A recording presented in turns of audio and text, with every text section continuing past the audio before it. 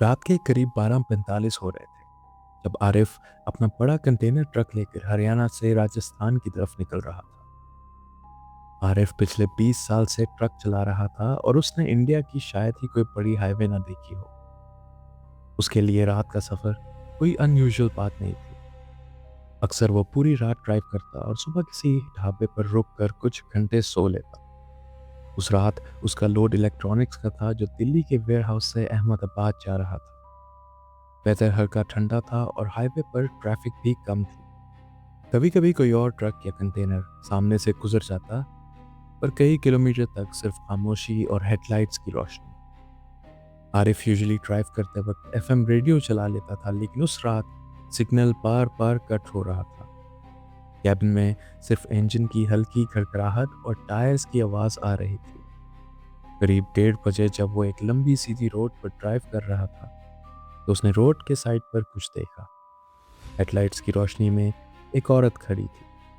रात के उस वक्त हाईवे पर किसी औरत का अकेला खड़ा होना अनयूजुअल था। आरिफ ने ट्रक की स्पीड थोड़ी कम की और ध्यान से देखा। औरत सफ़ेद कपड़े पहने हुए थी और बिल्कुल सीधी रोड की तरफ देख रही थी, जैसे किसी गाड़ी का इंतज़ार कर रही हो। आरिफ ने हॉर्न बजाया, लेकिन औरत हिली तक नहीं। ट्रक धीरे धीरे उसके पास से गुजरा। आरिफ ने साइड मिरर में देखा, औरत अब भी वहीं खड़ी थी। लेकिन उस वक्त एक अजीब बात उसके दिमाग में आई। उसने रियलाइज़ किया कि उस औरत ने ट्रक की तरफ एक बार भी नहीं देखा, जैसे वो किसी और चीज़ को देख रही हो। आरिफ ने ज़्यादा सोचा नहीं और ट्रक आगे बढ़ा लिया। लेकिन करीब 10 मिनट बाद उसके हाथ स्टीयरिंग पर थोड़े टाइट हो गए। हाईवे के आगे फिर से वही औरत खड़ी थी, बिल्कुल उसी तरह, सफ़ेद कपड़े, सीधा रोड की तरफ देखते हुए। इस बार वो हाईवे के बिल्कुल किनारे खड़ी थी। आरिफ का दिमाग इस चीज़ को प्रोसेस नहीं कर पा रहा। उसे समझ नहीं आ रही थी कि आखिर ये मेरे साथ हुआ क्या है। उसे लगा शायद लंबे सफ़र की थकान की वजह से उसको हेलुसिनेशन हो रही। लेकिन जैसे ही ट्रक पास आया, उसने क्लियरली उस औरत का चेहरा देखा। चेहरा अजीब तरीके से सफ़ेद था, आंखें बहुत ज़्यादा खुली हुई थी और उसके होंठ पर एक पतली सी मुस्कुराहट थी जो बिल्कुल नेचुरल नहीं लग रही थी। आरिफ का दिल एक सेकंड के लिए रुक सा गया। इस बार उस औरत ने आरिफ को सीधा उसकी आंखों में देखा। आरिफ घबराते हुए ट्रक की स्पीड तेज करते हुए उसके पास से गुजरा और इसी घबराहट में उसने साइड मिरर में देखा। इस चीज़ ने उसका दिमाग और भी ज़्यादा ख़राब कर दिया, क्योंकि जब उसने साइड मिरर में देखा तो उसे सड़क पर कुछ भी नज़र नहीं आया, ऐसे जैसे वो औरत वहाँ थी ही नहीं। आरिफ बहुत ज़्यादा बौखला गया। सड़क सुनसान थी और रात गहरी थी। उसको समझ में नहीं आ रहा था कि आखिर ये उसके साथ हुआ क्या है। उसने पहले भी इस तरह के कुछ किस्से सुन रखे थे, साथ ही ट्रक ड्राइवर्स से। ट्रक ड्राइवर्स की ज़िंदगी काफ़ी अलग होती है। उनकी ज़्यादातर ज़िंदगी सड़क पर काफ़ी लंबे रास्तों पर गुजरती है। इसी वजह से उनके पास बहुत सारी स्टोरीज होती हैं। लेकिन आरिफ काफ़ी रैशनल इंसान था। वो कभी इन चीज़ों पर यकीन नहीं करता था, क्योंकि उसने खुद से कभी ऐसी कोई चीज़ एक्सपीरियंस नहीं की। लेकिन इस बार खौफ और बौखलाहट से आरिफ की हालत ख़राब हो रही थी। उसने फैसला किया कि वो ट्रक को स्पीड में लेता जाएगा और सबसे पहले जो भी ढाबा आया या कहीं भी कोई इंसान दिखा तो वहाँ पर ट्रक को रोकेगा। करीब 15 मिनट के बाद उसी सुनसान सड़क पर चलते हुए फाइनली उसको एक ढाबा नजर आया। आरिफ ने उसी वक्त ट्रक को उस ढाबे की तरफ मोड़ा और वहाँ पर उतर गया। उसने वहाँ पर फौरन एक चाय का ऑर्डर दिया और एक साइड पर बैठ। वहाँ पर 2-3 और ट्रक भी खड़े थे, लेकिन इस वक्त ढाबा काफ़ी सुनसान लग रहा, क्योंकि रात काफ़ी गहरी हो चुकी। आरिफ उसी परेशानी में ये सोचता हुआ बैठा कि आखिर उसके साथ ये हुआ क्या है, और क्या जो भी उसके साथ हुआ ये सब रियल था या फिर सिर्फ उसके दिमाग की इमेजिनेशन थी। उसने पास के एक ट्रक ड्राइवर से ऐसे जनरली बात करने की कोशिश की। उसने उस ट्रक ड्राइवर को रास्ते के बारे में पूछा, पास के गांव देहातों के बारे में पूछा, और उसने सड़क के बारे में पूछा कि आखिर ये सड़क कब तक इस तरह सुनसान रहती है। और फिर उसने बहुत ही तरीके से उस ट्रक ड्राइवर से ये बात मालूम करने की कोशिश की कि आखिर इस सड़क पर कभी कोई हादसा या कभी कोई चोरी या कभी कुछ इस तरह का होता है या नहीं। उस ट्रक ड्राइवर ने आरिफ को बताया कि वो राजस्थान का ही रहने वाला है और अक्सर यहाँ पर ट्रक चलाता है। और उसने ये भी बताया कि राजस्थान की सड़कें बाकी इंडिया से काफ़ी डिफरेंट है। राजस्थान काफ़ी सुनसान हो जाता है और यहाँ पर रात को सफ़र करना कोई आसान काम नहीं है। वो एक समझदार ट्रक ड्राइवर था। उसने आरिफ की हालत देखते हुए और उसके डर को भांपते हुए फाइनली आरिफ से ये पूछ ही लिया कि क्या उसके साथ इस सड़क पर कुछ हुआ है। आरिफ ने घबराते हुए और डरते हुए ये बताया कि उसने थोड़ी ही देर पहले यहाँ पर एक औरत देखी और फिर थोड़ी देर बाद उसी औरत को फिर से देखा और वो औरत बिल्कुल भी नॉर्मल नहीं लग रही। उस ट्रक ड्राइवर ने लंबी सांस ली और आरिफ को बोला कि डरो नहीं, ये औरत अक्सर यहाँ पर दिखती है। काफ़ी ट्रक ड्राइवर्स इसे देख चुके हैं। उस ट्रक ड्राइवर ने ये कहा कि मैंने तो खुद कभी नहीं देखा, लेकिन यहाँ पर इस औरत के बारे में अक्सर बहुत सारी बातें सुनने को मिलती हैं। एक्चुअली इस औरत के साथ एक बहुत बुरी घटना हुई थी और यहाँ पर बहुत सालों पहले कुछ ट्रक ड्राइवर्स ने ही इस औरत की हत्या कर दी थी। उसके बाद इस औरत की आत्मा यहाँ पर बहुत सारे ट्रक ड्राइवर्स को दिखी है। कुछ ट्रक ड्राइवर्स को उसने हाथ देकर रोका भी है और कई के साथ तो काफ़ी हादसा भी हुए हैं। लेकिन तुम लकी हो कि तुम्हारे साथ कोई हादसा नहीं हुआ। आरिफ को इस बातों पर यकीन नहीं आ रहा था, लेकिन अब वो इसका कुछ कर भी नहीं सकता था क्योंकि उसके साथ ये खुद एक्सपीरियंस हुआ था। तो फाइनली आरिफ ने ये फैसला किया कि वो आज रात इसी ढाबे पर रुकेगा और फिर दिन चढ़ने के बाद ही अपना आगे का सफ़र जारी करेगा। उसने उस दिन वही किया, लेकिन बात यह थी कि आरिफ को वापस भी आना था। और 2 दिन के बाद जब आरिफ वापस आ रहा था तो उसके दिमाग में वही चीज़ें चल रही थी। उसे पता था कि उसे उसी रास्ते से गुजरना है और उसके दिल में एक अलग सा खौफ भी था। वो उम्मीद कर रहा था कि वो औरत उसको नज़र ना आए। अभी भी उसको पूरी तरह से इस बात पर यकीन नहीं था, क्योंकि आरिफ कभी भी भूत प्रेत और आत्माओं में विश्वास नहीं करता था। उसने कोशिश की कि वो उस रास्ते से दिन दिन में गुजर जाए, लेकिन ये बात बहुत मुश्किल थी क्योंकि उसके ट्रक का पेलोड और उसकी स्पीड इतनी नहीं थी कि वो उस रास्ते तक दिन दिन में पहुंच सके। अब उसके पास 2 ऑप्शंस थे। या तो वो उस रास्ते पर जाने से पहले ही किसी ढाबे पर पूरी रात गुजार ले, जो कि उसके लिए फिजिबल नहीं था और काफ़ी मुश्किल था, क्योंकि उसे सामान टाइम पर दिल्ली लेकर आना था। और दूसरा ऑप्शन ये था कि वो अपनी जर्नी कंटिन्यू रखे और दिल्ली तक ये सामान टाइम पर पहुंचाए। आरिफ ने ऑप्शन 2 की चॉइस की। उसने ये सोचा कि वो ये सफ़र जारी रखेगा और शायद इस बार उसके साथ कोई ऐसी घटना नहीं होगी। उसने इस सब को रैशनल मीनिंग देने की कोशिश की। उसने अपने मन ही मन में ये सोचा कि शायद ये सब कुछ उसकी नज़रों का धोखा था, और क्योंकि रात अंधेरी थी तो हेडलाइट्स के अंदर इंसान को कभी कभी इस तरह की चीज़ें दिख जाती हैं जो हकीकत में वहाँ पर नहीं मौजूद। फाइनली रात के 11:30 बजे अभी सड़क पर कुछ ट्रैफिक थी। आरिफ सड़क के उसी पैच से गुजर रहा था। अब उसका दिल थोड़ा तेज धड़क रहा था और उसे डर था कि कहीं वो औरत इसे फिर से दिखाई ना दे। उसने अपने ट्रक की स्पीड काफ़ी तेज़ रखी और उसकी कोशिश थी कि स्पीड में वो इस पैच से निकल जाए। लेकिन सभी उम्मीदों और ख्यालों के ऑपोजिट आरिफ के साथ एक हादसा हुआ। उसके ट्रक का इंजन हीट पकड़ने लगा। उसका ट्रक काफ़ी पुराना था लेकिन अक्सर ठीक ही चलता था। आरिफ इसको टाइमली रिपेयर भी करवाता था। ये हीटिंग का इशू कोई नया नहीं था। इसके साथ पहले भी 2-3 बार इस तरह का इशू हो चुका है।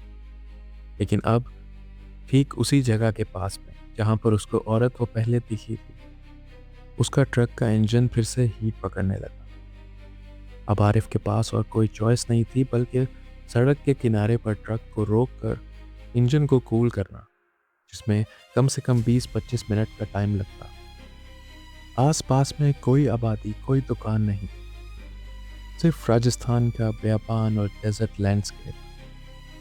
आरिफ को इस वक्त उस भूत से ज़्यादा चोरी का डर था, क्योंकि यहाँ पर कोई आबादी नहीं थी और इस तरह के इलाकों में अक्सर चोरी चकारी आम थी। उसने ट्रक को किनारे पर रोका और जल्दी से ट्रक में से पानी का गैलन निकाला जो वो इंजन कूलिंग के लिए यूज़ कर सकता था। उसने वो पानी ट्रक के इंजन के ऊपर डालना शुरू किया ताकि उसे कूल किया जाए।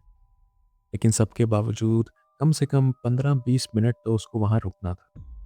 उसने ट्रक के इंजन में पानी डालने के बाद अपने आप को उस कैबिन में बंद कर दिया। उसने ट्रक के दोनों दरवाजे लॉक कर दिए और अब उसके मन में तरह तरह के ख्याल आ रहे थे। उसके मन में उस भूत का डर भी वापस आ रहा था और वो ये भी सोच रहा था कि शायद ये सिर्फ एक कोइंसिडेंस ना हो। अभी भी कभी कभार कोई ट्रक या कोई गाड़ी उसके पास से गुजरती, लेकिन वो डरते हुए अपने कैबिन से बाहर ना निकलता। ये डर सिर्फ भूतनी का डर नहीं बल्कि चोरी का भी डर था। फाइनली उसने अपने ट्रक में आराम करने की कोशिश की, अपनी आंखें बंद की और अपनी फैमिली और अपने काम के बारे में सोचने की कोशिश की। अभी कुछ ही देर हुई थी कि उसके ट्रक के पीछे नॉक हुआ, जैसे किसी ने जोर से हाथ से 3-4 बार ट्रक को बजाया हो। वो नॉक सुनते ही आरिफ की जान हलक में आ गई और उसके दिल में एक खौफ की लहर दौड़ गई। उसको समझ में नहीं आया कि आखिर ये क्या हुआ था और कौन कर सकता है। उसने थोड़ी हिम्मत की और रेयर व्यू मिरर में देखा, लेकिन वहां पर कोई भी दिखाई नहीं दिया। आरिफ ने यह फैसला किया कि वो अपने आप को इसी कैबिन में बंद रखेगा। हो सकता है कि ये कोई चोर हो। अभी वो अपने ट्रक में चौकन्ना ही बैठा था और ये सोच रहा था कि अगर ये चोर हुए तो फिर उनसे आरिफ कैसे निपटेगा। और ठीक 2 मिनट के बाद एक बार फिर से और भी जोर से उसके ट्रक के ऊपर टैप हुआ। इस बार वो और भी सहम गया और उसके ट्रक के अंदर एक लोहे का रॉड था जो अक्सर वो लोडिंग अनलोडिंग के लिए यूज़ किया करता था। उसने उस रॉड को थामा और रियर व्यू मिरर में देखने लगा कि शायद उसे कोई दिख जाए, लेकिन दोनों ही तरफ कोई भी नहीं था और आसपास कोई इंसान और किसी की मौजूदगी दिखाई नहीं दे रही। आरिफ अकेला था और उसके दिल में अब डर बहुत ज़्यादा बढ़ चुका था। उसके समझ में नहीं आ रहा था कि आखिर वो अब क्या करे। उसके पास कोई और चारा भी नहीं था क्योंकि ट्रक की हीट की सुई अभी भी काफ़ी हाई पर थी। इसका मतलब था कि वो ट्रक स्टार्ट करके यहाँ से अभी निकल भी नहीं सकता था। एक ही मिनट के बाद उसको ट्रक का बैक डोर खुलने की आवाज़ आई, ऐसे जैसे कोई सामान वाला डोर खोल रहा है। अब उसे सच में ये लगने लगा था कि शायद ये कुछ चोर ही हैं जो मेरे ट्रक से सामान चोरी करने की कोशिश कर रहे हैं।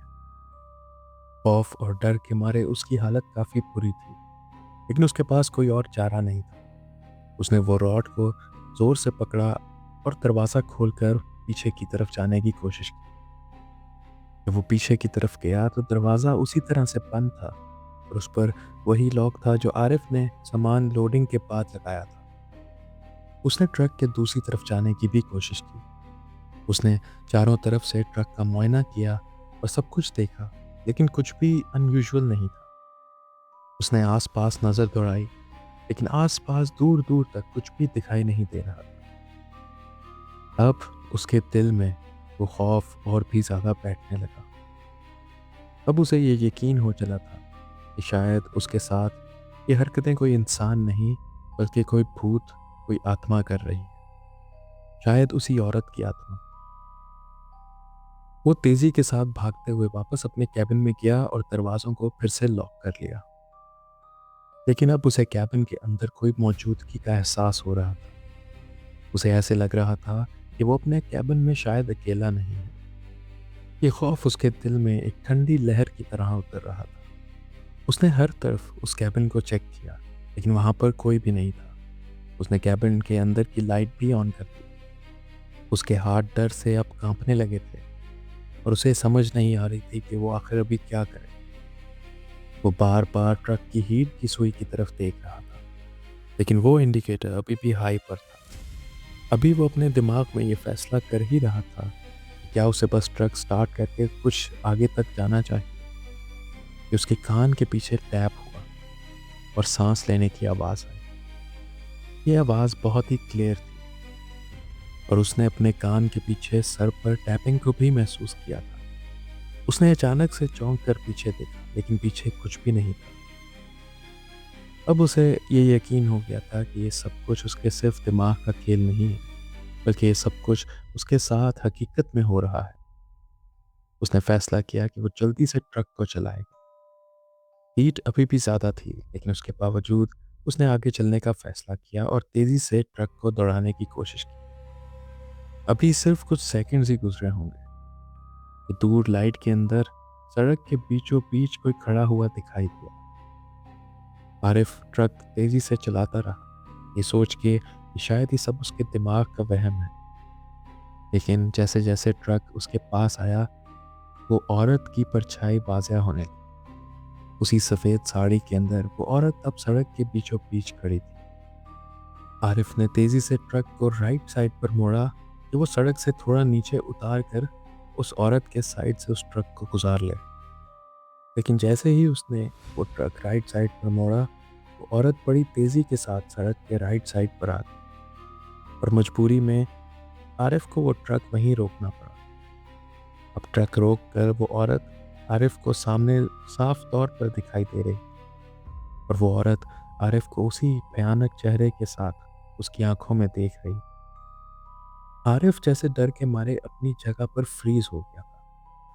उसकी बॉडी, उसके हाथ कुछ भी मूव नहीं कर रहे थे और उसकी आंखें सिर्फ उस औरत को बड़े गौर से देख रही। वो औरत अब आहिस्ता से आरिफ की तरफ बढ़ रही थी। बढ़ते बढ़ते ट्रक के करीब आकर उस औरत ने एक बहुत ही भयानक आवाज में आरिफ से कहा कि मुझे साथ नहीं लेकर जाओगे। आरिफ उसकी उस आवाज को सुनकर और भी ज्यादा डर गया और सहम गया और खौफ के मारे आरिफ वहीं पर रोने लगा। आरिफ को रोता देखकर वो औरत एक बहुत ही भयानक हंसी हंसने लगी। उस हंसी की आवाज उसको कैबिन के अंदर बहुत ही क्लियरली सुनाई दे रही, ऐसे जैसे वो किसी लाउड स्पीकर में हंस रही हो और उसकी आवाज चारों तरफ गूंज रही।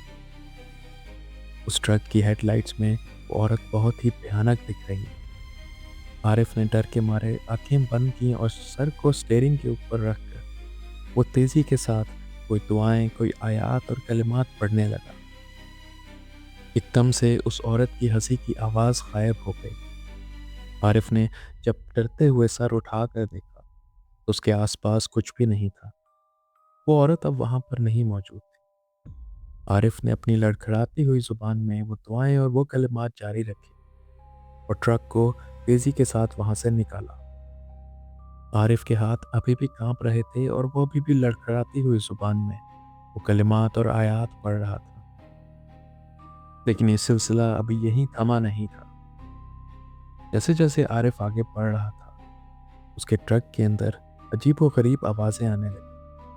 कभी उसके ट्रक के ऊपर ऐसे लगता जैसे कोई बहुत बड़ा बोझ गिर चुका है, ऐसे जैसे कोई बहुत बड़ा पत्थर उसके ट्रक के ऊपर आकर गिरा है। कभी ऐसे लगता कि मुसलसल कोई ट्रक के पीछे टैप कर रहा है। कभी ऐसे लगता कि ट्रक के अंदर जो सामान है, उस सामान को कोई इधर उधर मूव कर रहा है। इसी बीच में ट्रक का हीट इंडिकेटर अब और भी ज़्यादा हाई पर हो गया था। वो क्लियरली शो कर रहा था कि ट्रक का इंजन ओवरहीट होने वाला है। लेकिन आरिफ ट्रक को तेजी से दौड़ाता रहा। उसने सोचा कि वो जल्द से जल्द किसी करीब के ढाबे या किसी भी इंसानी आबादी के पास पहुंचेगा। अभी उसके कैबिन से और ट्रक से वो अजीबोगरीब आवाज़ें आ ही रही थी कि अचानक से एक ही लम्हे में उसको ऐसे लगा जैसे उसकी गाड़ी के बिल्कुल ठीक आगे वही औरत खड़ी थी। वो रोड के बीच में उसके ट्रक के इतना करीब खड़ी थी कि अगर वो चाहता भी तब भी ब्रेक नहीं लगा पाता और एक ही लम्हे के अंदर उसका ट्रक उस औरत के बीचों बीच से गुजर गया। ये चीज़ आरिफ ने अपनी खुद की आंखों से देखी। उसने चिल्ला चिल्ला कर जोर जोर से आयतल कुर्सी पढ़ने की कोशिश की। लड़खड़ाती हुई जुबान में उसकी आयतल कुर्सी पूरे कैबिन में गूंज रही और अभी वो एंड पर पहुंचा ही था कि आहिस्ता आहिस्ता वो आवाज़ें ख़त्म होने लगी। उसने अपना पढ़ना कंटिन्यू रखा और आहिस्ता आहिस्ता वो आवाज़ें बिल्कुल गायब हो गई और ट्रक एकदम नॉर्मल हो गया, जैसे वहाँ पर कभी कुछ हुआ ही नहीं था। सामने की सड़क भी अब बिल्कुल नॉर्मल लग रही थी। वो कंटिन्यूसली पढ़ रहा था और तेज़ी से ट्रक को आगे बढ़ा रहा। आखिर कुछ 10-12 मिनट के बाद उसको सड़क पर कुछ लाइटें नजर आईं। वो लाइट्स एक ढाबे की लाइट्स थी। उसने तेजी से ट्रक उस ढाबे की तरफ मोड़ा और वहां पर अपना ट्रक पार्क करके तेजी से अपने कैबिन से निकलकर ढाबे की तरफ भागा। और उसके उन पैरानॉर्मल एक्सपीरियंसेस की वजह से उसके बॉडी के अंदर और उसके दिल में इतना ज़्यादा डर था कि वो भागते भागते वहीं पर गिरकर बेहोश हो गया। जब ढाबे पर बैठे कुछ लोगों ने उसे उठाया और उसको होश में लेकर आए, उसको पानी पिलाया, अभी भी उसके हाथ कांप रहे थे और वो कुछ भी बोलने की कंडीशन में नहीं था। उसकी ज़ुबान लड़खड़ा रही थी और उसे समझ नहीं आ रहा था कि वो आखिर किसको क्या बताए। लोगों ने उसे दिलासा दिया और उसे पानी पीकर आराम करने को कहा। कुछ देर के बाद जब उसकी हालत थोड़ी बेहतर हुई तो ड्राइवर्स ने उससे पूछा कि आखिर उसके साथ क्या हुआ था। उसने वो सारा वाकया उन ड्राइवर्स को एक के बाद एक बताया कि उसके साथ किस तरह से इंसिडेंट्स हुए। वहाँ पे एक ड्राइवर था जो खुद भी दिल्ली की तरफ ही सामान लेकर जा रहा था। उसने आरिफ को आज रात यहीं पर रुकने को कहा और ये कहा कि सुबह हम दोनों अपने ट्रक्स लेकर साथ साथ दिल्ली की तरफ चले जाएंगे।